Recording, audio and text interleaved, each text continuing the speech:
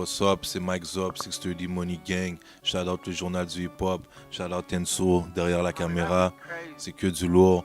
Omerta volume 2 arrive le 24 août. Restez connectés. Comme un panda, j'aime mes seufs dans une Honda. Baby girl veut l'anaconda, fait que bouger son dada. Je pique Gucci, Louis Prada, pas tout ce que t'as c'est nada. Trafic du Canada, Pablo s'occupera d'Anna. Je fais du trees comme un panda. Il se passe que je vois que il y a de l'évolution dans ma carrière, que je vois que les fans ils me donnent beaucoup de support, beaucoup plus qu'avant, parce qu'on dirait qu'ils ont compris où ce que je voulais aller avec la musique, et puis ils ont compris que j'avais du talent, et puis que j'avais du talent aussi à revendre. Là, j'ai bien aimé le show, c'était une grosse performance de Tizo Picherise. Il y a nous, on a mis le feu aussi. Il manquait un peu de public, mais ça, comme c'est pas de la faute de l'organisateur ni de nous, en fait, c'est un peu de la faute de l'organisateur parce qu'il a mal set-up ses affaires, tu comprends? Il a mis le show la même date que le Francofolie. Tu sais, Tizo, il y avait déjà un show juste avant Francofolie. Fait que, tu sais, les fans, ils n'allaient pas suivre du Francofolie jusqu'à Terrebonne, tu comprends? C'était un peu compliqué. Fait que pour ça, il manquait un peu de public. Mais sinon, le show, c'était nice, on s'est bien amusé. En fait, ça change tout, mais parce que ces enfants-là, ils ont changé ma façon de voir les choses, tu comprends? Parce qu'avant, comme je prenais des décisions, c'était juste moi, et puis maintenant, je prends des décisions, et puis on est trois, tu comprends? Ça veut dire que je dois faire beaucoup plus attention aux choses que je fais, et puis je dois assurer un avenir pour eux. Ce qui fait que je prends des décisions qui des fois qui plaît pas à tout le monde, mais moi je le sais pourquoi je le fais, puis c'est toujours en mon intérêt. Et puis désolé si ça plaît pas aux gens, mais c'est comme ça, c'est la famille avant tout. La relation avec mes petits frères et sœurs, pour de vrai, on est les meilleurs amis, tu vois. C'est à chaque fois qu'on se voit, on est content de se voir.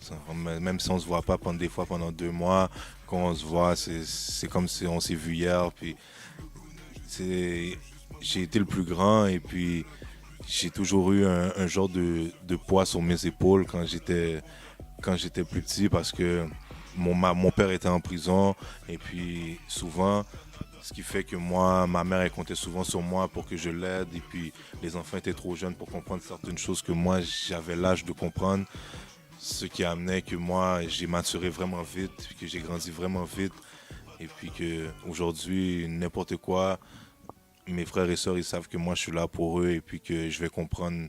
C'est moi qui est mieux placé pour les comprendre, puis ils le savent, tu comprends? Parce que moi, j'ai tout vu de A à Z.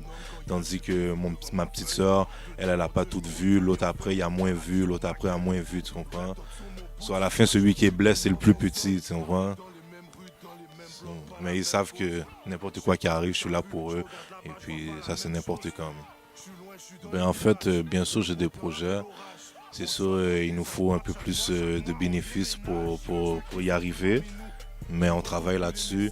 J'aimerais ouvrir un endroit où ce que les jeunes, tu comprends, ils peuvent avoir une éducation différente de qu'est-ce qu'on apprend à l'école, tu comprends, qu'on nous apprenne les vraies choses de la vie, qu'on nous apprenne la vraie histoire, qu'on nous apprenne admettons, comment partir un business, qu'on nous apprenne comment avoir un crédit, qu'on nous apprenne plein de choses que nous apprennent pas à l'école, tu comprends, que je trouve qui est nécessaire, qui ferait que peut-être les jeunes, ils lâcheraient pas à l'école, ça serait, s'ils nous apprendraient ces trucs-là, puis on aurait peut-être dans la rue, en tout cas pour les jeunes noirs, peut-être un meilleur avenir, tu comprends.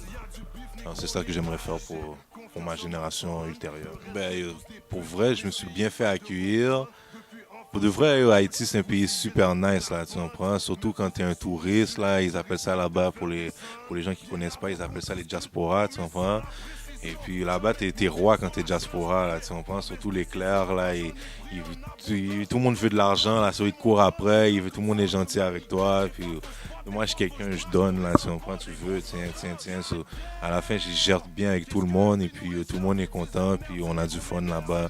Puis aussi, je me dis que j'ai été bien accueilli parce qu'il y avait le père Asilo Capone qui nous a bien accueillis là-bas, que lui il habite là-bas, il y a une villa puis tout, tu sais, il est venu nous chercher à l'aéroport, il nous a amenés direct.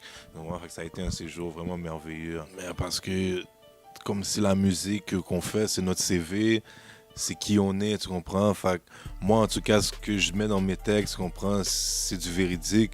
C'est aussi, moi, toi, je sais que c'est pas véridique dans tes chansons. Ça me donne pas le goût de faire des affaires avec toi, ou ça me donne pas le goût de faire un beat avec toi, ou ça me donne pas le goût de rien m'associer avec toi, parce que je sais que t'es fake, tu comprends? C'est pour ça que pour moi, c'est important de dire la vérité. Et puis aussi, pour les rappeurs, que c'est des sous-sous, que ils font de la musique, puis des fois ils se mettent dans des situations qu'ils sont pas prêts à gérer. So, restez dans votre lane, les gars, tu comprends? En fait, le projet Afro-Trap il est terminé. Il faut juste lancer la production des vidéos qu'on va commencer ce mois-ci avec les V-Motion. Et puis ça va être 2 vidéos, puis après on va sortir les tracks sur Spotify. Ça va être en fait un EP Afro-Trap, ça sera pas complet comme une mixtape, là, comme les Omerta, ça sera pas 15 beats, ça va être environ 7 tracks, 7-8 tracks. Pourquoi le titre Omerta? C'est parce que Omerta, c'était quelque chose que mon père m'a toujours montré quand j'étais jeune. Tu sais, mon père n'a pas toujours été près de moi durant ma vie, mais il m'a toujours appris des choses durant son parcours qui était avec moi. Et puis ça, il me disait toujours, il parlait à la police, ça, tu fais jamais ça. Il dit, Omerta, c'est le code, tu comprends, tu fais pas autre chose. Il dit, quand la police t'enquête, ouais, tu fermes ta gueule et puis tu fais ce que tu as à faire. Si tu t'es mis dans une situation, tu assumes la situation, puis c'est tout. C'est pour ça, Omerta, c'était important pour moi ça a été important pour moi d'en faire une mixtape, puis de mettre ça comme titre. Et puis, Omerta, c'est moi, c'est... Jamais. Un rappeur. Content. Et la première chose que je ferais, j'investis mon premier million pour en faire 2, pour en faire 3, parce qu'avec 1 million, on n'a rien, c'est pas assez, tu comprends? C'est pas assez, j'ai une grosse famille à tes cœurs, tu comprends? Mon père est plus là, j'ai 5 enfants à prendre soin, plus mes enfants à moi, ma mère, tu comprends? Alors, 1 million, c'est pas assez, il va falloir que je n'investisse pour en faire plus. Je sais pas, dans l'immobilier, dans la dope, on sait pas, mais on verra. 0, c'est une vie rapide, si tu me crois pas, demande à Chris, s'il y a du cheese, y a pas de fatigue. J'allume un blunt, j'empoche un mille, j'ai fait toutes les spots dans ma vie, le train de ma vie est trop rapide.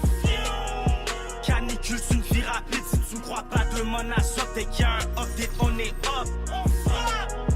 J'ai pas sommeil, je roule un bloc, j'suis dans la whip au track spot, j'ai tout sauté la vie.